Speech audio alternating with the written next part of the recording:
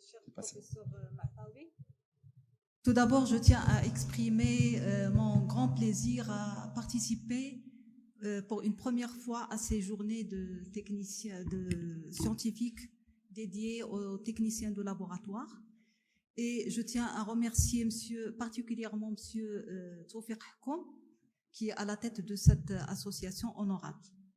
Alors, monsieur Hkoum m'a demandé de parler des contrôles de qualité au laboratoire.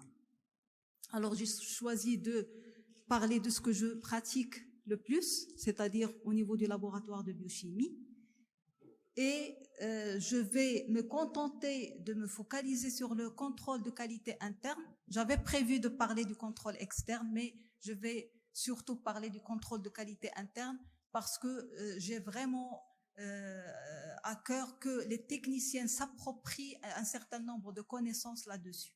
Il faut bien comprendre l'utilité de ce contrôle de qualité interne au-delà de l'évaluation externe de qualité, comme ça a déjà été dit par mon ami docteur Mohammadi, c'est ça? Il y a beaucoup de choses qui ont été dites, donc je vais aller rapidement sur les choses qui ont été bien détaillées. Et donc, ça c'est quelque chose du quotidien, c'est de tous les jours, et le technicien est le principal acteur là-dedans. De telle sorte que une représentation mentale pour moi, c'est que le biologiste est le réalisateur, le metteur en scène, le producteur exécutif, et l'acteur principal, le héros de l'histoire, c'est le technicien. C'est lui qui est derrière la machine, c'est lui qui va manipuler, c'est lui qui va sortir les résultats, c'est lui qui va faire l'analyse technique et analytique des résultats avant qu'ils soient validés biologiquement par le biologiste. Donc, si le technicien n'est pas impliqué dans ce processus, il va y avoir des problèmes. Alors,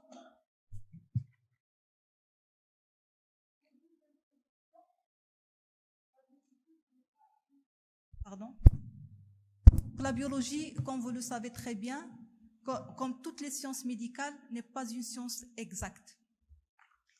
Et donc, tout résultat émanant et qui est le fruit d'un essai ou d'une mesure est affecté par une erreur qui est due justement à cette mesure expérimentale. Alors, cette erreur peut être qualifiée d'acceptable, je dis bien acceptable, dans la limite où elle est irréductible, c'est-à-dire qu'on va rassembler toutes les précautions, toutes les conditions optimales de laboratoire et on n'arrive pas à la réduire. Et bien sûr, cette erreur doit être cliniquement non significative, c'est-à-dire qu'il n'aura pas d'impact chez le patient. Et pour cela, le laboratoire, il doit mettre en œuvre des moyens pour estimer cette erreur et s'assurer de son acceptabilité. Alors, l'objectif final, c'est quoi de tout un laboratoire? C'est de rendre un résultat fiable qui s'approche le plus possible de l'état réel du patient. Toujours en introduction, donc je suppose qu'on vous a parlé du processus métier qui commence d'abord par la phase pré-analytique. Il y a le processus analytique, la phase analytique et la phase post-analytique. Alors, pour maîtriser ce processus analytique, on n'a pas le choix, on doit utiliser un contrôle de qualité. Alors, c'est une notion qui est de plus en plus bien ancrée dans la pratique. Et ça a été très bien développé grâce à l'automatisation, la simplification des méthodes et également l'informatisation, notamment en biochimie où on a affaire à un nombre énorme de paramètres à gérer et de grosses séries qui peuvent parfois aller vers les centaines de bilans. Alors le but c'est quoi? C'est d'évaluer de ce contrôle de qualité, c'est d'évaluer, corriger, valider les processus aboutissant au rapport des résultats d'analyse des patients. Alors, c'est dire qu'il faut qu'on va apporter une preuve tangible de la fiabilité des résultats obtenus. Et donc, c'est un processus qui est continu. C'est une validation continue du processus analytique. On peut, chaque fois que possible, faire ce qu'on appelle un contrôle de qualité pour maîtriser ce processus analytique. Alors, le laboratoire doit disposer d'un programme de contrôle de qualité. Et comment on va optimiser ce contrôle de qualité? On doit d'abord faire une gestion éclairée de plusieurs critères pour le choix des matériaux de qualité, le choix des règles d'interprétation, la gestion efficace des erreurs et également être dans une approche de mesurer l'incertitude totale par la participation à une évaluation externe de la qualité. Et donc, à travers les résultats obtenus lors de cette évaluation externe de la qualité, on peut juger nos résultats, est-ce qu'ils sont fiables et surtout est-ce qu'ils s'approchent de l'exactitude ou de la justesse. Alors, au sommaire, je vais d'abord aborder quelques définitions. Je vais aller rapidement parce que je crois que ça a été très bien détaillé dans les présentations précédentes. Donc, je vais aborder également les objectifs d'un contrôle de qualité. Je vais passer très rapidement sur les bases réglementaires parce que je sais que ça a été déjà présenté. Et il y a une petite partie que j'aimerais bien détailler, c'est le contrôle de qualité interne en pratique. Je ne vais pas traiter, comme je l'ai dit au départ, l'évaluation externe de la qualité. Je voudrais bien que vous partiez avec des messages clairs dans votre tête et une manière de gérer ces contrôles de qualité de façon très simple et très correcte par rapport à nos moyens et ce dont on dispose au niveau de nos laboratoires. Alors, les définitions, le contrôle de qualité interne, c'est un ensemble de procédures mises en œuvre dans un laboratoire en vue de permettre un contrôle de la qualité des résultats des analyses au fur et à mesure de leur exécution.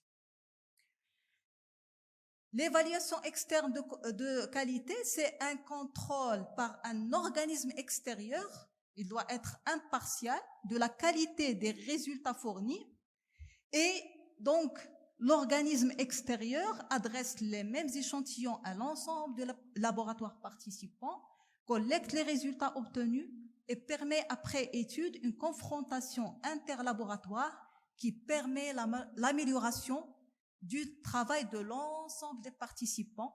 Donc, c'est pour dire qu'il faut s'approcher de la justesse.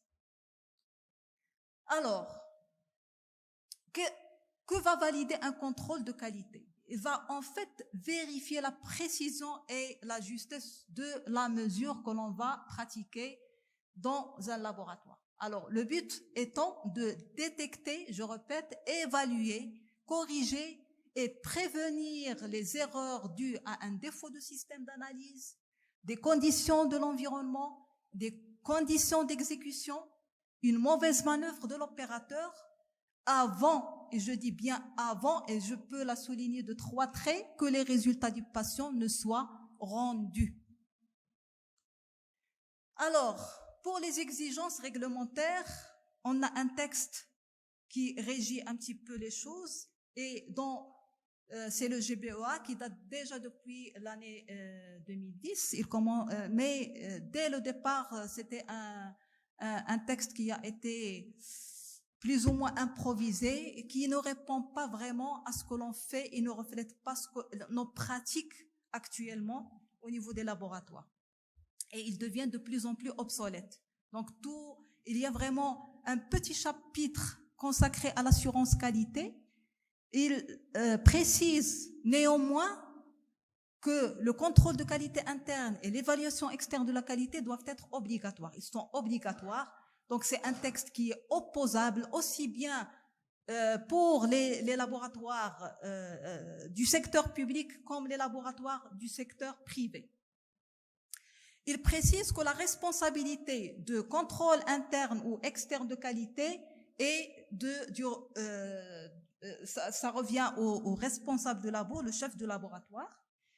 L'exécution selon des procédures écrites et affichées sont l'apanage du technicien. Donc, on parle de personnel, mais on fait bien sûr allusion aux techniciens de laboratoire. Alors, il parle également que toute correction effectuée et qui doit se faire systématiquement, elle doit être archivée. C'est déjà quand même, c'est déjà pas mal. Alors, il y a un sous-chapitre de contrôle de qualité interne qui précise également que la responsabilité de passage du contrôle de qualité interne doit se faire sous la responsabilité du référent qualité. C'est un passage quotidien, donc on précise quand même la fréquence de passage du contrôle de qualité.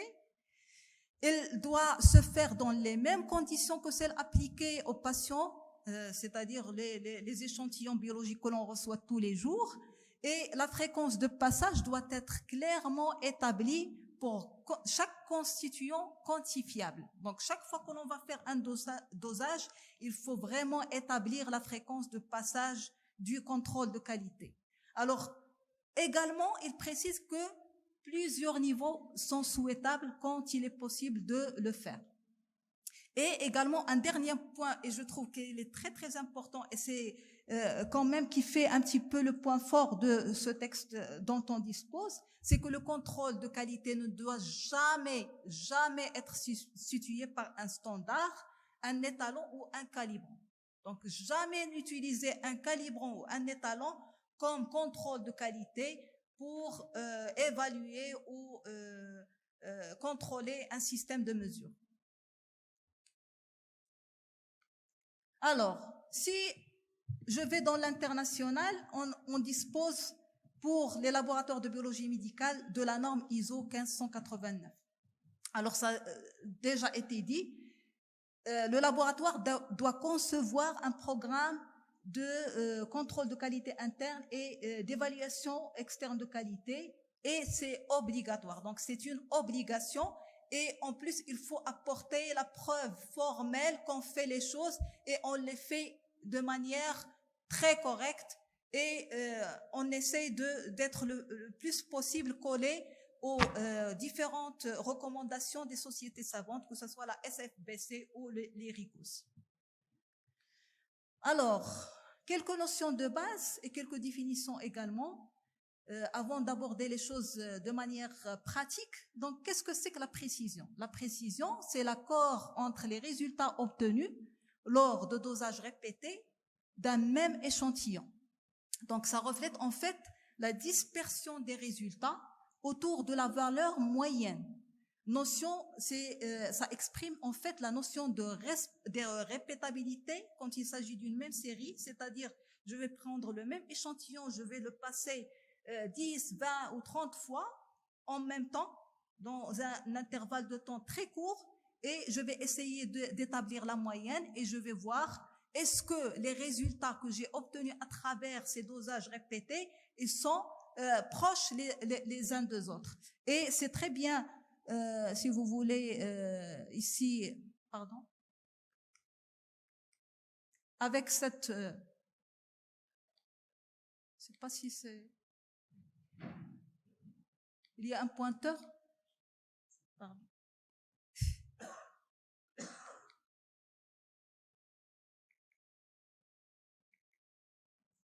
Alors, vous voyez là les points ici.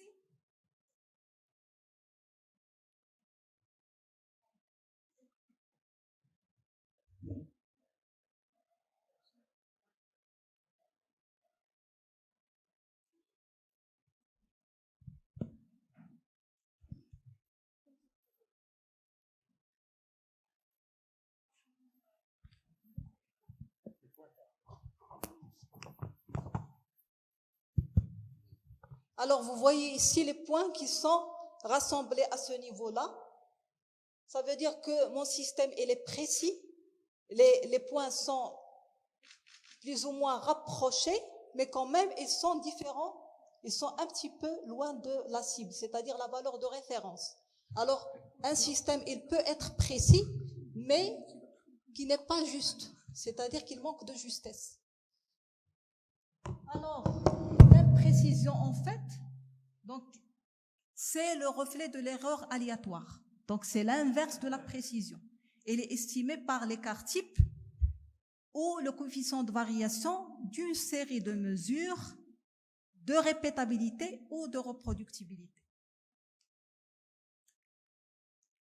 Alors, qu'est-ce que c'est que l'exactitude et la justesse? C'est le degré de concordance entre la vraie valeur qui est au milieu, le point blanc qui est au milieu, d'un résultat et la valeur mesurée. Donc, vous voyez que les points rouges représentent les mesures que j'ai effectuées et l'inexactitude, c'est l'écart entre la moyenne, le point blanc et les points rouges. Alors, l'inexactitude, en fait, elle reflète l'erreur systématique qu'on appelle également le biais. C'est la différence numérique entre la moyenne d'une série de mesures répétées et la valeur vraie. Alors, qu'est-ce que c'est que l'erreur totale? C'est la somme algébrique de l'erreur systématique et l'erreur aléatoire. Donc, c'est le cumul de l'imprécision et de l'inexactitude. Alors, ces notions de répétabilité, c'est lorsque j'ai le même échantillon, la même méthode, même opérateur, même équipement. La notion de fidélité intermédiaire qu'on peut appeler également reproductibilité, c'est que je n'ai pas le même échantillon, j'ai la même méthode, l'opérateur il peut varier d'un jour à l'autre, mais je dois avoir le même équipement et ça se fait d'une série à une autre, d'un jour à l'autre, et c'est contrôlé par le contrôle de qualité interne, en fait. Alors, tout ce qui est reproductibilité, c'est-à-dire des valeurs émanant de différents laboratoires, va me permettre de faire une évaluation externe de la qualité. Et donc, c'est elle qui va me donner une idée sur la justesse et l'exactitude de mon système de mesure. Alors, toujours dans les notions de base et des outils d'analyse statistique, alors, la moyenne arithmétique, le M, c'est la somme de toutes les mesures effectuées que je divise par le nombre de mesures. Donc, c'est très simple à faire. Et les paramètres de dispersion, il y a la variance, ça a déjà été dit, donc je vais passer très rapidement. Ça permet d'exprimer la dispersion des résultats autour de la moyenne et l'écart type qu'on appelle également sigma ou bien la déviation standard ou l'écart type, c'est la racine carrée de la variance. Et donc, elle va, si vous voulez, exprimer une imprécision absolue. Et le coefficient de variation, si vous voulez, c'est l'écart type que l'on va exprimer en pourcentage. Donc, on va multiplier l'écart type par 100 et diviser par la moyenne. Alors, plus le coefficient de variation est petit, plus la précision est grande. C'est-à-dire, je suis précis lorsque le coefficient de variation et l'écart type, ils sont réduits. Alors, pour mettre en œuvre un programme de contrôle de qualité, comment je dois procéder? Alors, les principales étapes, c'est de créer des lignes de conduite et des procédures en précisant et en fixant des objectifs. Sans objectifs, on ne peut rien faire au niveau du laboratoire. Alors, assigner les responsabilités, ça c'est très très important. Assigner les responsabilités pour le contrôle et la supervision, ça passe par une matrice de compétences. Qui fait quoi? Qui fait quoi avec une traçabilité? Qui va passer, qui va reconstituer, qui va gérer, qui va conserver, etc., etc. Alors, il faut former tout le personnel. Si on ne forme pas le personnel, ça ne sert à rien de passer un contrôle de qualité. Sélectionner le bon matériel de contrôle de qualité.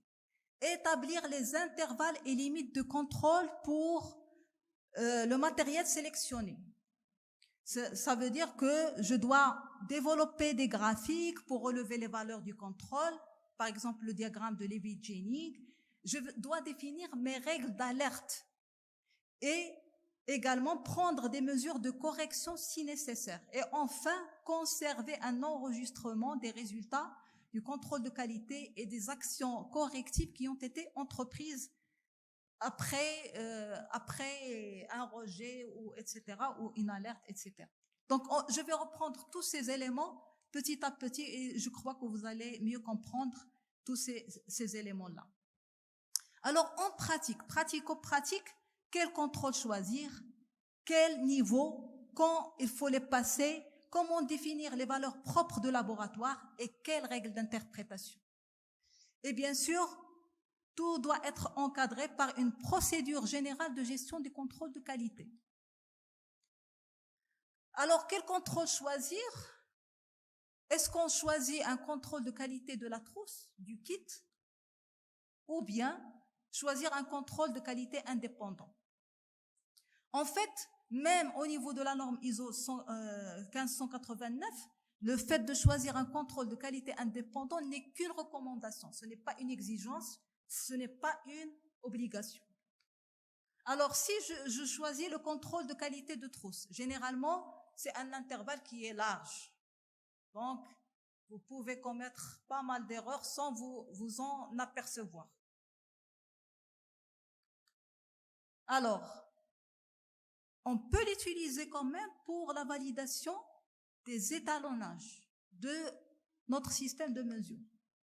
Alors, le contrôle de qualité indépendant, donc c'est le plus recommandé par les experts, mais il présente des avantages. Par exemple, la gestion d'un même contrôle pour plusieurs analyseurs ou plusieurs méthodes. Et également, le fait qu'il ressemble plus à la matrice humaine. Il y a autre chose qui est maintenant de plus en plus, il y a la tendance, la nouveauté, c'est que l'on va utiliser un contrôle de qualité indépendant pour plusieurs automates, et plus que ça, on peut utiliser la même moyenne pour tous les automates. Et ça, c'est la nouveauté. Mais je ne vais pas rentrer dans ces détails parce que c'est un peu plus compliqué. Alors, le seul inconvénient du contrôle de qualité indépendant, c'est son coût. Il est un peu plus élevé. Là, vous achetez un kit de réactifs, il contient déjà un contrôle de qualité. Par contre, quand c'est indépendant, c'est un marché à part, c'est des achats à part, c'est une acquisition à part. Donc, c'est un surcoût pour le laboratoire. Alors, quel contrôle choisir? Est-ce qu'un contrôle lyophilisé ou un contrôle liquide? Alors, le contrôle lyophilisé, il est stable plus longtemps. Donc, ça peut aller jusqu'à 3 ans, 4 ans parfois de validité, mais il doit être reconstitué et il faut maîtriser la métrologie. Donc, il faut avoir des pipettes certifiées, sinon, au moins dédiées rien que pour la constitution du contrôle de qualité. Et bien sûr, il faut contrôler la qualité du solvant. Si vous avez un solvant qui n'est pas au top, vous risquez d'avoir de mauvais résultats. Alors, pour le contrôle de qualité liquide, le transport et la conservation se fait à moins 20 degrés Celsius et il présente une validité plus ou moins courte. Mais en biochimie, on peut se réjouir qu'on a même des contrôles de qualité qui dépassent quand même les 3 ans. Alors, quel contrôle choisir? Quelle durée? Alors, selon la validité du lot, du contrôle, c'est à peu près 1 an et c'est valable pour les évaluations de contrôle externe de qualité. On a des cycles de à peu près 1 année. Chose qui est impossible en hématologie parce que généralement les contrôles de qualité ont une validité d'à peu près 2 mois. Alors, quelle composition? Alors, la matrice, elle doit simuler le plus possible les échantillons des patients, en particulier en immunoanalyse, parce qu'il s'agit d'une réaction antigène-anticorps et on ne veut pas avoir de problèmes là-dessus. Alors, et il vaut mieux opter pour les analyses multiparamétriques. Donc, j'ai un même flacon, je vais passer une multitude de paramètres au lieu de chaque flacon pour chaque paramètre, c'est très difficile à gérer. Alors, quel niveau?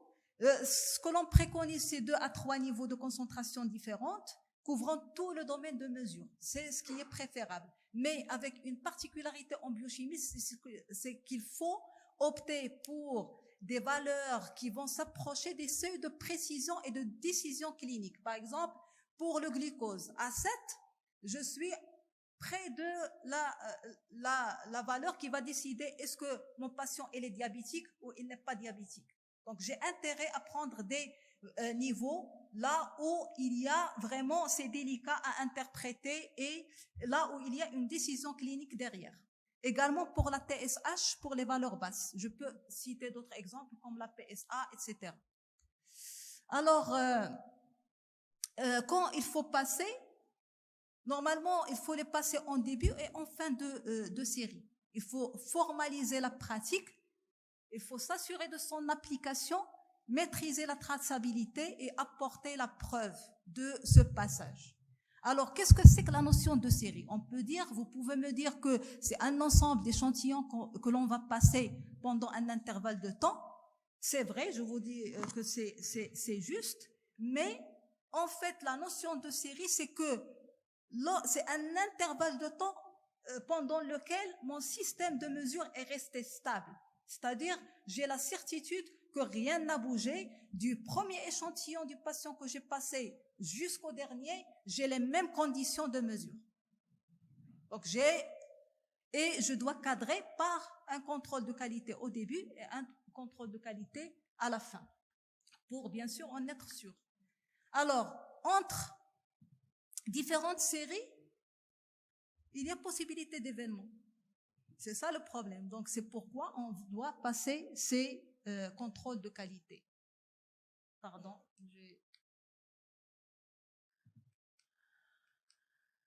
Alors, quand le passer, quand est-ce qu'il faut passer le contrôle de qualité? Bien sûr, après chaque étalonnage, après chaque maintenance, lorsque je vais changer de lot de réactif, durant l'utilisation de l'équipement et en fonction de la performance analytique de la méthode.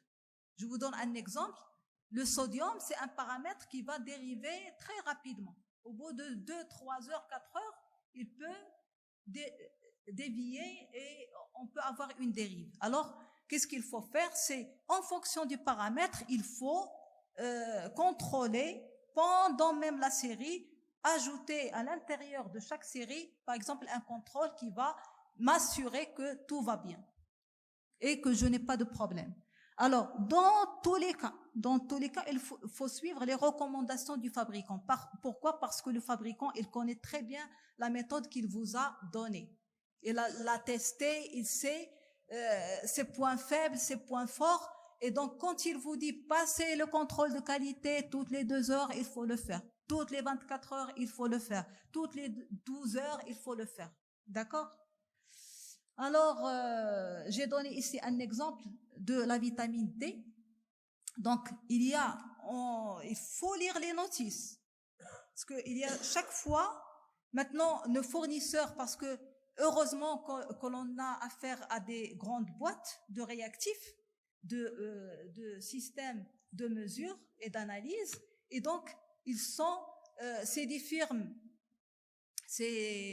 internationales, et donc ils sont obligés de se conformer aux exigences de l'accréditation et de la norme ISO 1589. Donc de ce point de vue-là, on est tranquille. Et généralement, dans les notices, vous allez trouver toujours un petit paragraphe sur le contrôle de qualité et le fabricant va vous préconiser de passer le contrôle à telle ou telle heure par 24 heures, par au changement de réactif, au changement de l'eau, etc., etc.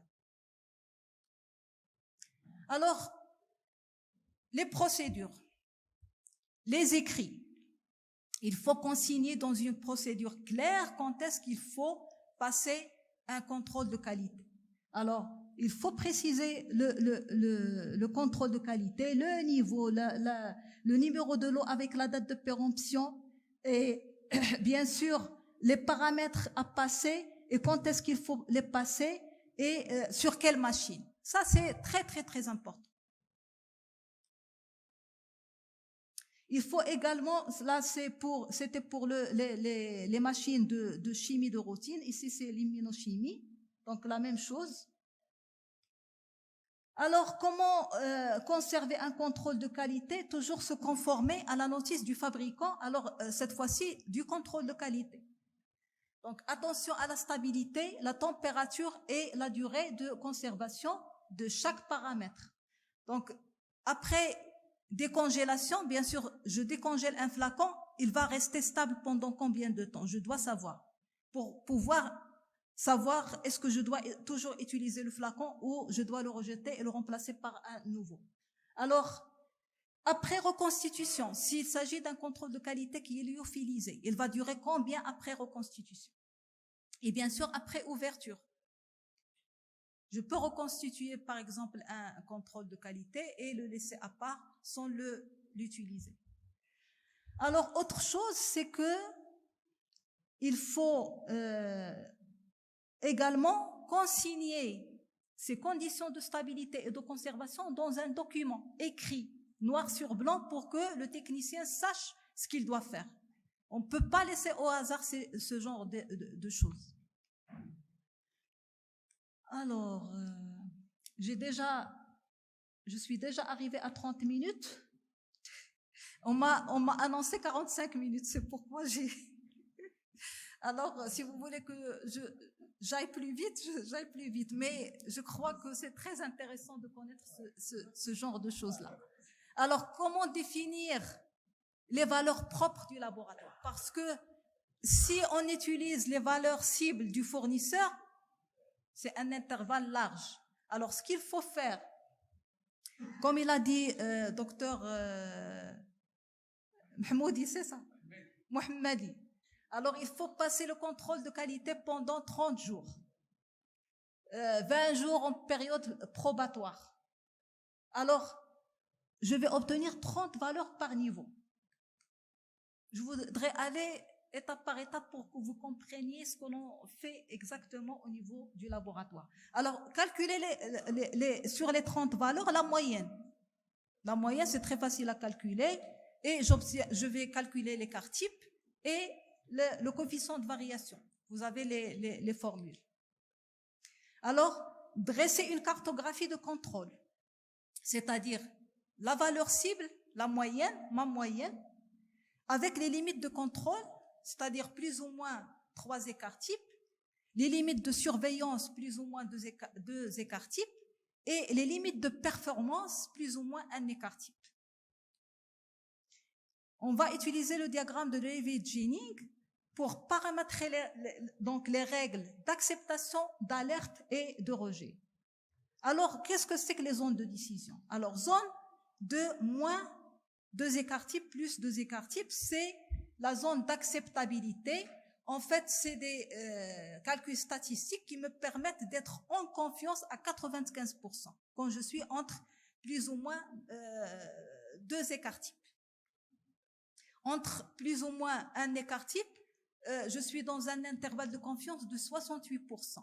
Donc, j'élargis et c'est acceptable par les sociétés savantes, par toutes les instances reconnues, qu'on peut travailler dans un intervalle entre plus ou moins 2 écarts types et c'est prouvé statistiquement. Alors, la zone comprise entre 2 écarts types et 3 écarts types, c'est une zone d'alerte. Ça doit me pousser à réfléchir. Pourquoi j'ai une valeur qui sort de cet intervalle plus ou moins 2 écarts types? Alors, l'opérateur est alerté sur la dégradation de la méthode et doit vérifier les règles. Donc, la série, elle peut être validée dans ce cas-là et si les règles sont respectées. Alors, quand il s'agit de la zone de moins 3 écarts types, c'est une zone hors contrôle. Mon système, il est hors contrôle. Donc, je ne peux pas accepter de rendre les résultats du patient alors que je suis dans cet intervalle-là. Ça veut dire qu'il y a quelque chose qui ne va pas et je risque de donner un résultat erroné. Alors, la série est rejetée et les résultats ne peuvent pas être rendus au patient. Il faut donc mener des actions correctives et curatives et préventives, bien sûr. Alors, comment définir les valeurs propres du laboratoire? Alors, je vous ai dit que je vais prendre l'intervalle du fabricant au départ. Je vais commencer à passer mon contrôle de qualité pendant 20 jours, voire 30 jours. Et ce que je vais faire, c'est de calculer ma moyenne. Alors, comme vous le voyez ici,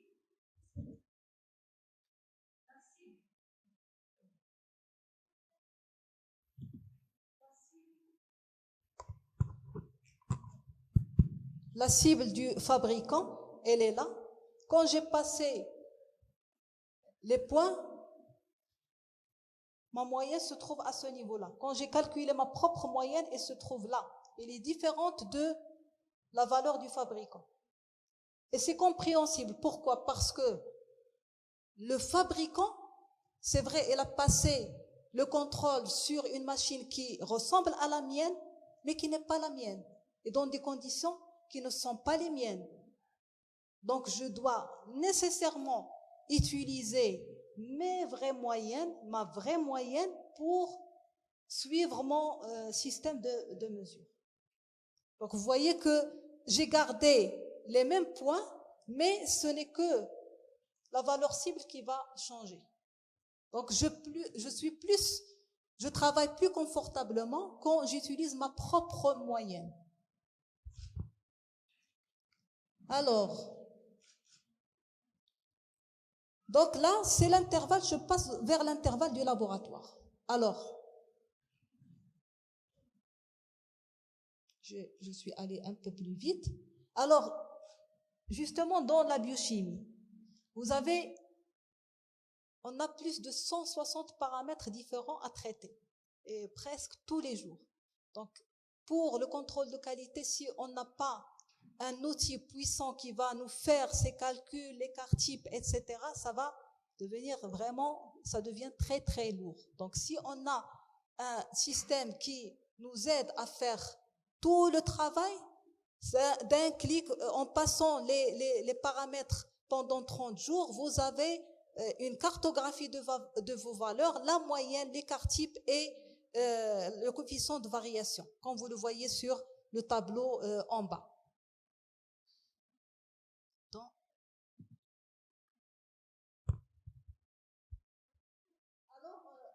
Concernant notre propre laboratoire, je vous ai donné ici un exemple de phosphore. Alors, je passe mes valeurs. Vous voyez la valeur cible où il existe. Le fabricant. Elle est là. Alors, j'ai passé mes contrôles sur ma machine. Vous voyez le comportement de ma courbe. Vous voyez? Elle est en dessous de la valeur cible. Alors, je redresse. Quand je fais ma propre valeur moyenne, regardez comment j'obtiens les valeurs dispersées tout autour de la valeur moyenne. Ce n'est pas du tout la même chose que si j'utilisais j'aurais plus d'ennui avec les valeurs du fabricant qu'avec mes propres valeurs.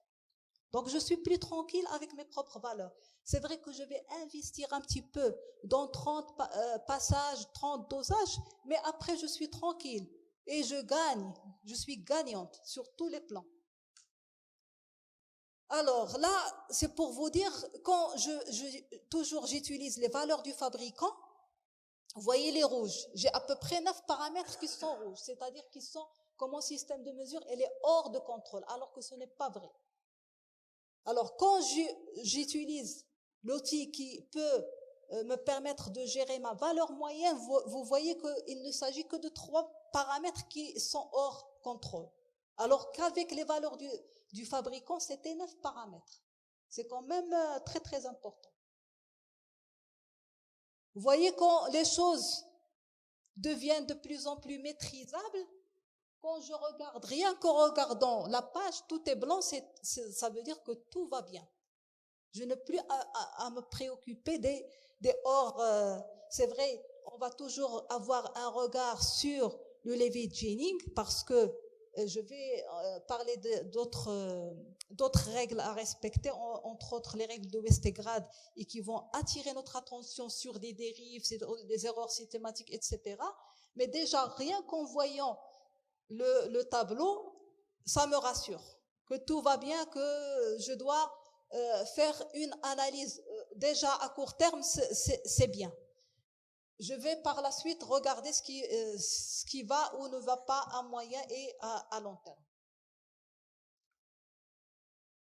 Alors, quelles règles d'interprétation? Alors, je dois aller plus vite. Donc, le contrôle de qualité interne, c'est la seule approche métrologique du système de mesure puisque je ne peux pas découper mon système de mesure en plusieurs modules. Donc, les modules sont intégrés dans un seul système de mesure. Et c'est le seul moyen pour le contrôler.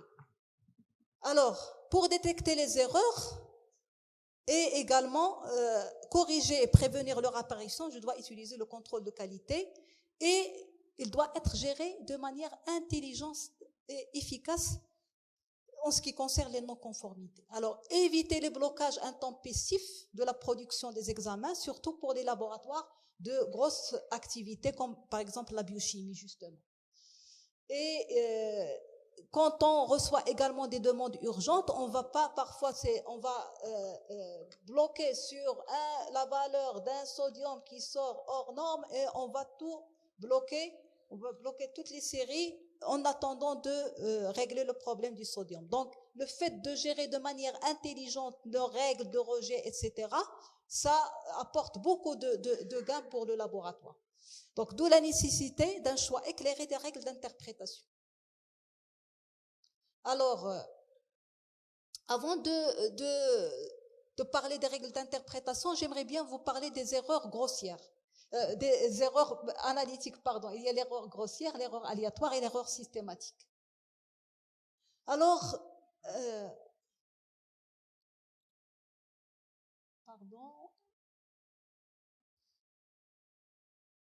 c'est pas ce problème Alors, l'erreur grossière, comment on va la définir? C'est un résultat trouvé qui n'a rien à voir avec la valeur attendue, du fait d'une erreur technique de l'opérateur.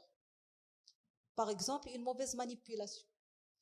Les causes, ça peut être une mauvaise organisation du poste de travail, une fatigue ou un stress du personnel insuffisamment formé et informé. Des exemples d'erreurs grossières, par exemple l'inversion de réactifs. On a inversé les niveaux de contrôle de qualité, des échantillons de patients, des erreurs de paramétrage du système de mesure, les erreurs de reconstitution de l'échantillon de contrôle de qualité, l'erreur de retranscription, si les saisies bien sûr sont faites de manière manuelle. Et bien sûr, si j'utilise des produits périmés. Donc l'utilisation de produits périmés est formellement interdite par le GBEA marocain. Alors, comment diagnostiquer les causes d'une erreur grossière? Je dois suspecter une erreur grossière chaque fois que la valeur obtenue est supérieure aux 3 écarts types. Alors, dans ce cas, qu'est-ce que je dois faire? La conduite à tenir, c'est de reprendre méthodiquement la chronologie des événements.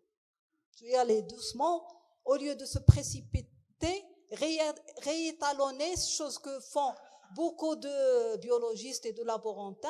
Ils vont aller vers réétalonner leur système. Alors, ce n'est pas la peine de réétalonner parce que vous allez voir que les cas où on va réétalonner l'appareil, ils sont vraiment très réduits. On va gagner beaucoup sur beaucoup de choses.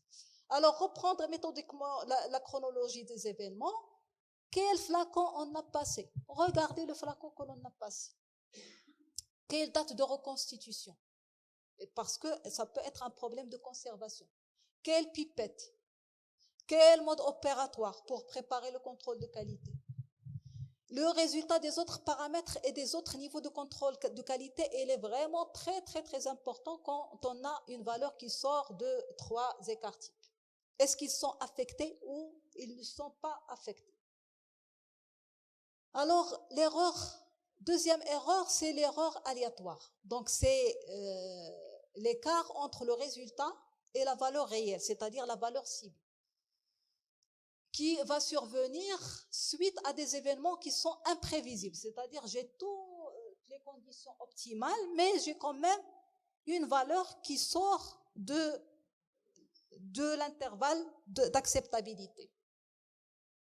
Alors, ces erreurs aléatoires, elles vont affecter la fidélité intermédiaire, c'est-à-dire la reproductibilité de la méthode, et ça va se répercuter sur l'écart type et le coefficient de variation. Il va devenir de plus en plus large. Alors, comment identifier une erreur aléatoire? C'est par la règle de Westgrad. Donc, lorsqu'il y a un point qui sort de 3 écarts types, ou bien lorsqu'il y a une différence entre 2 points qui est égale ou supérieure à 4 écarts types, comme ici sur le schéma. Quand il y a un seul niveau, il faut retracer l'historique des flacons du même lot. Donc, si je n'ai aucun problème, je dois oublier cette valeur. Je ne vais rien faire. Alors, quelles sont les causes possibles? C'est que je peux avoir un problème de matière, problème sur un flacon de contrôle de qualité, problème de stabilité ou de contamination, comme ça peut être un flacon défectueux. Le matériel, il peut y avoir un problème qui va porter sur l'instrumentation. L'analyseur, il y a une c'est possible que la thermostatisation est instable, le pipetage, il y a possibilité de présence de bulles dans l'échantillon, problème de cuvette, photomètre, lampe, etc., les pipettes. Alors, il y a les erreurs également systématiques dont la définition, c'est des écarts répétitifs et toujours du même signe entre les résultats et la valeur réelle. Je sais, je dois conclure. Alors, c'est le décalage de la moyenne des résultats qui correspond au billet par rapport au groupe de comparaison. Donc, surtout lorsque je participe à une évaluation externe de la qualité. Alors, comment identifier une erreur systématique? Il y a les règles de Westgrad. 2S, qui est une règle de rejet, 4 fois un S ou bien 10 fois un S, qui sont des alarmes d'alerte. Ici, c'est la représentation de ces différentes erreurs. Donc, c'est une erreur par définition qui persiste tant que la cause n'a pas été corrigée. Donc, l'erreur est détectée plus vite lorsqu'on passe plus d'un niveau par série. Donc, je dois conclure, malheureusement. Alors, permettez-moi, s'il vous plaît, juste de faire une conclusion. Alors, bon, c'était des choses pratiques, mais le message que je veux que vous reteniez le plus, c'est que pour une meilleure optimisation du contrôle de qualité, il faut reconstituer des échantillons des contrôles de qualité en réduisant au maximum les causes de variation, surtout en utilisant des pipettes certifiées, si c'est possible. Si ce n'est pas possible, au moins utiliser les mêmes pipettes qui peuvent être en verre, jaugé, double ou simple, simple très bien sûr, et pas de nettoyage à l'eau chaude. Il ne faut pas utiliser de pipettes brisées, ni épointées, ni ébréchées. Et si vous utilisez un contrôle de qualité qui est lyophilisé, attention au liquide, le solvant de reconstitution, il faut le contrôler. Ou bien, si c'est possible, s'il y a un peu d'argent, il vaut mieux opter pour le contrôle liquide parce qu'il va vous affranchir de ces problèmes de reconstitution, de volume, etc. Alors, toujours pour une meilleure optimisation, travaillez avec plus d'un niveau. Ça va vous permettre de détecter les erreurs plus rapidement. Et il faut, j'insiste là-dessus, travailler avec la valeur cible du laboratoire. Vous avez tout à gagner dans cette détermination. Réfléchir avant de faire un réétalonnage. Les réétalonnages élargissent les intervalles d'acceptation. Ils ont un impact sur la justesse. Ne pas rejeter les valeurs entre 2 et 3S. Parce que ce n'est pas une règle de rejet, attention. C'est une règle d'alerte. Utilisation d'applications qui aident à la gestion des contrôles de qualité. Définir les cibles de laboratoire, calculer les cartes types, le coefficient de variation, les cartes et les diagrammes, paramétrage des règles de rejet et d'alarme. Bien sûr, tout ça doit être assigné dans des documents écrits et validés. Alors, je ne vais pas parler du contrôle de qualité externe. Enfin, il faut redéfinir le bénéfice de cette optimisation. Donc, recalculer les vrais coûts. C'est vrai qu'on va acheter des contrôles de qualité, on va faire 30 dosages au départ, mais si vous calculez le vrai coût, vous allez trouver que vous avez un vrai retour sur investissement. Donc, moins de réétalonnage, moins de reprise de série, moins de repassage d'échantillons inutilement, moins de gaspillage de réactifs et de matériel et de temps. Et je vous remercie. S'il vous plaît, Madame Schlach, est-ce que vous... Merci. Merci beaucoup. On est démocratique. De toute façon, on est démocratique, Dr Mohamed et Monsieur Khanchef. On n'avait pas le temps imparti à la présentation et Madame Schlach avait 45 minutes. Donc, on fait que appliquer ce qui a été dit.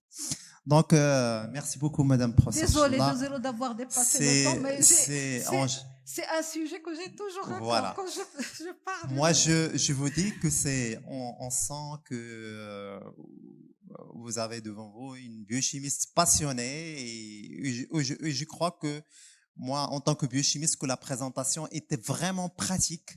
Et si vous avez bien suivi ce qu'elle a dit de recommandations, c'était vraiment pratique, simple, très riche.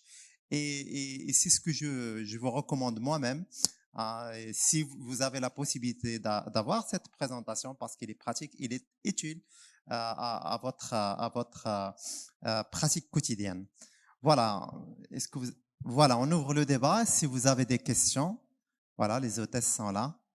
Monsieur Khanchef.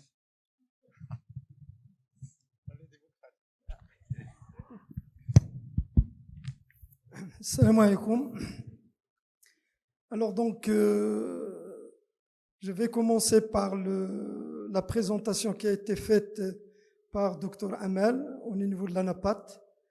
Je vous remercie beaucoup, Madame Yani, pour cet exposé qui est très clair et qui a touché à notre volet des examens, parce que donc, il y a la biologie, il y a l'ANAPAT.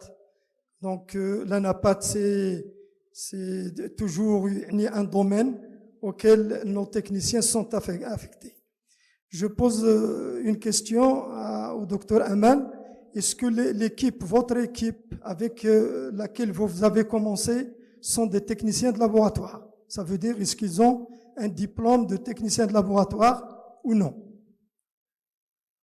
Alors est-ce que oui ou non, pour continuer à parler parce que quand vous avez parlé de cette équipe avant de commencer le contrôle de qualité, ou l'assurance qualité, vous avez dit que parfois l'étiquetage fait défaut, à la place de l'alcool, tout un certain nombre sur lesquels on se base au niveau de la formation. Pour répondre un peu à la personne qui a demandé où est-ce qu'on est par rapport au contrôle de qualité au niveau de la formation. Je peux vous dire que ce sont des bases qui ont été enseignées depuis la formation, depuis le début de la formation des techniciens de laboratoire.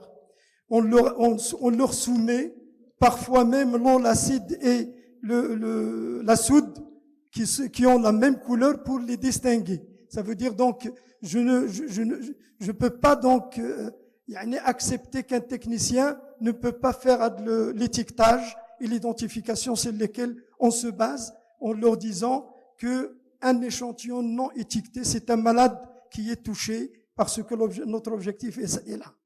Et depuis le commencement, bien sûr, de la formation, on a commencé la qualité. Je réponds en même temps à la personne qui a dit où est-ce qu'on est par rapport à la qualité de la formation. Alors, le commencement de la qualité, je suggère et je recommande à l'ANTL de faire ou de penser à faire une thématique sur l'évolution de la qualité. Parce que la qualité évolue selon donc la technologie, selon les moyens, etc. On a commencé à leur parler de ce qu'il faut faire, ce qu'il ne faut pas faire. Au niveau de la biochimie, au niveau de le pipetage, l'étiquetage. Ce qu'il faut faire, ce qu'il ne faut pas faire. Jusqu'à maintenant, on fait toujours ça. On fait cette évolution. On leur demande à chaque fois qu'ils veulent utiliser un produit qu'ils voient l'étiquetage pour ne pas tomber d'utiliser un réactif par rapport à un autre. Et on utilise même les citations en leur disant ne jamais donner à boire aux acides, c'est-à-dire pour toujours mettre l'acide dans l'eau, non pas l'eau dans l'acide, parce qu'il y a les réactions endothermiques et exothermiques, etc. Donc les techniciens savent très bien ça. C'est pour cela, donc ce sont les bases. Et on leur parle de la linéarité des résultats. On a commencé par le coefficient d'étalonnage, c'est-à-dire la courbe d'étalonnage avec les méthodes anciennes, en allant jusqu'à justement le coefficient d'étalonnage, jusqu'à donc on parle de la stabilité, la linéarité, et on leur parle de tout ce qui a été dit par le professeur Schlack Mercier, parce que ce sont les bases de la qualité.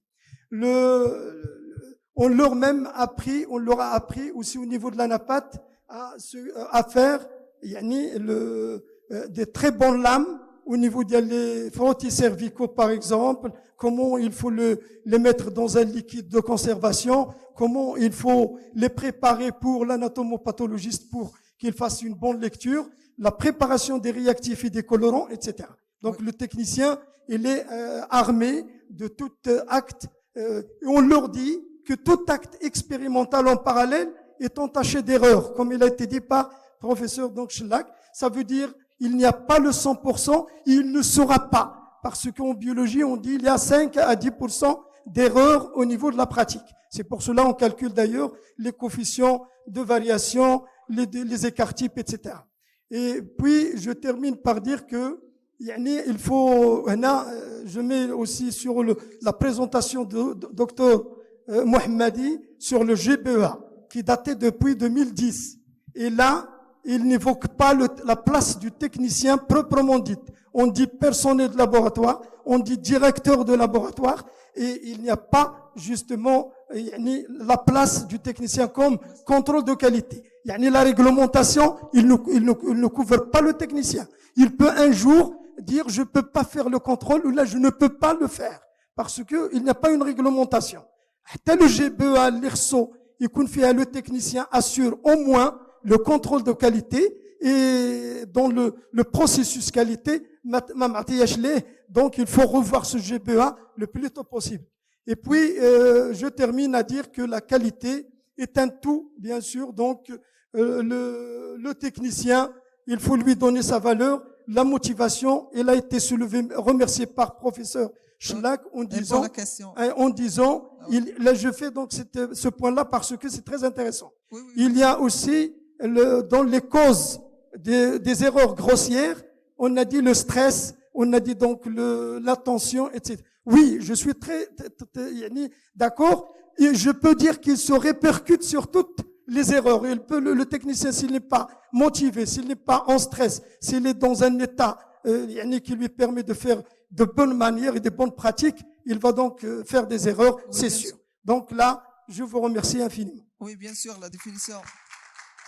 Oui, c'est très intéressant ce que vous avez évoqué à propos de la définition des responsabilités à travers un cadre réglementaire bien clair.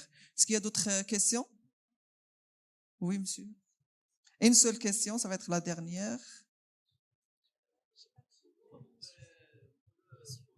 De qualité, si on ne peut pas l'acheter... Est-ce que vous pouvez vous présenter, s'il vous plaît? Monsieur Lazimi, ancien technicien de laboratoire retraité, cadriste de la santé publique.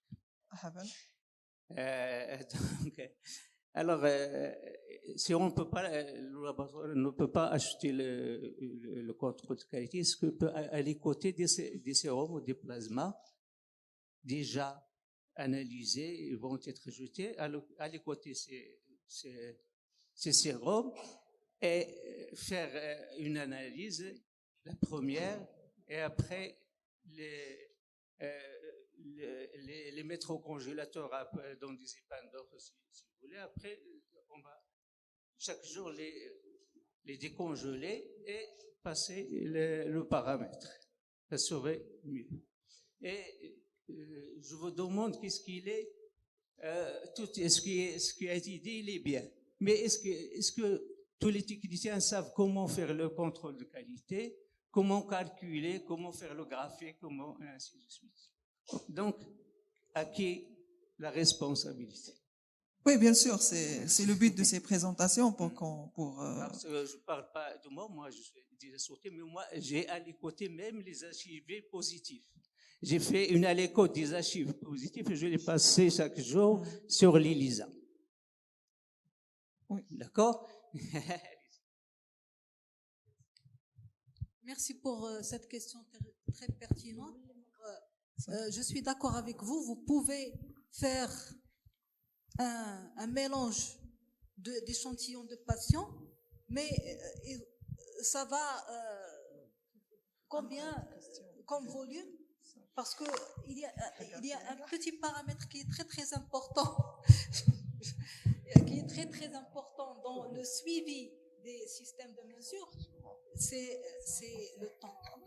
Parce que si vous vous amusez à chaque jour, combien vous allez recevoir de sérums par jour? Alors le volume total, il va être plus ou moins limité. Donc dans le temps, vous allez chaque fois, et je vous ai dit que pour avoir votre valeur moyenne du laboratoire, il faut déjà passer 30 valeurs. 30 valeurs. Et donc, si on s'amuse à utiliser des alicots, des mélanges de sérum, dans le temps, on le faisait également. Mais c'est très limité dans le temps. Parce que déjà, ou bien il faut mélanger des volumes de sérum sur une semaine, 3 jours, etc. pour avoir des volumes plus ou moins conséquents, mais ça pose problème de conservation, de décongélation, etc., etc. Alors, pour le deuxième volet de votre question, alors le biologiste, elle est responsable de la formation de ces techniciens. C'est une responsabilité qui est écrite noir sur blanc dans le GBEA.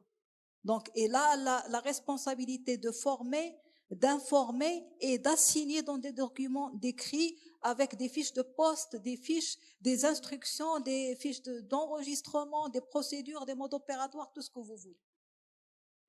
Et leur donner le temps de se familiariser avec le système.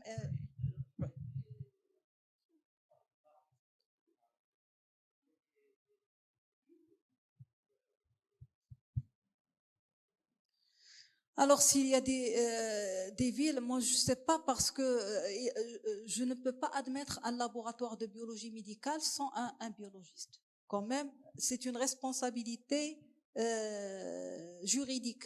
Parce que le texte de GBEA, c'est un texte qui est opposable au laboratoire. Et si déjà le technicien, il fait une grande partie du travail, mais il est toujours supervisé par un biologiste. Il est protégé, c'est le mot. D'accord, il est protégé, madame. même s'il commet une erreur. Voilà, il est déjà merci protégé. pour votre intéressante intervention. Donc moi aussi j'ai 2 questions avec une intervention, mais professeur Matawi m'a dit non. Donc s'il y a des échanges, on pourrait le faire à la pause café, Inch'Allah. D'ailleurs, j'ai 2 questions et une remarque pour Dr Fadeli sur la NAPAS, mais je ne vais pas le dire, je vais vous poser la question en pause café. Vous avez 10 minutes, merci, pour enchaîner avec la 4e session de la 2e journée du Congrès national des techniciens de laboratoire, qui sera sur les techniques d'identification des micro-organismes, Quad 9. Merci.